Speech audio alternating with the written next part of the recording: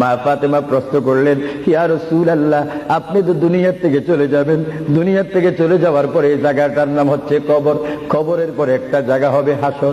এই হাসরের ময়দানে কোটি কোটি উম্মত, মা ব্যতীত, বাবা ব্যতীত, আত্মীয় স্বজন ব্যতীত অসহায় হয়ে মানুষ নফসি নফসি করবে, মানুষ নিজের ঘামে নিজেরা সাঁতার কাটবে। ইয়া রাসূলুল্লাহ, ওই বিশাল বড় সূর্যের তাপ মাথার উপরে থাকবে, ওই কঠিন মুসিবতের সময় আমরা আপনাকে কোথায় পাবো?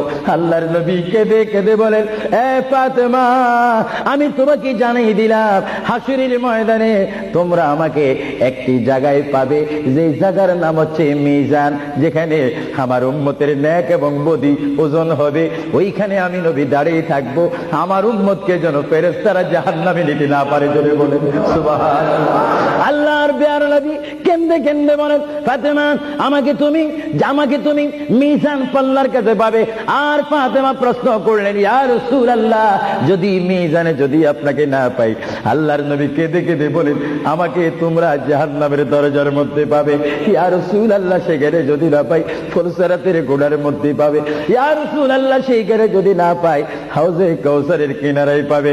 মা ফাতেমা কেঁদে কেঁদে বলেন, বাবা গো, ইয়া রাসূলুল্লাহ, এট এ টাইমে যদি চারটি জায়গার মধ্যে যদি আপনার উম্মত মুসিবতের মধ্যে পড়ে যায়, আপনার একা পক্ষে কিভাবে সম্ভব হবে তাদেরকে রক্ষা করার জন্য? আল্লাহ হাবিব চোখের পানি ছেড়ে বলে, ফাতেমা, তুমি আমাকে এতক্ষণ চিনতে পারো না গো ফাতেমা, তুমি জগতের বাবার মতো আমাকে বাবা মনে করো না।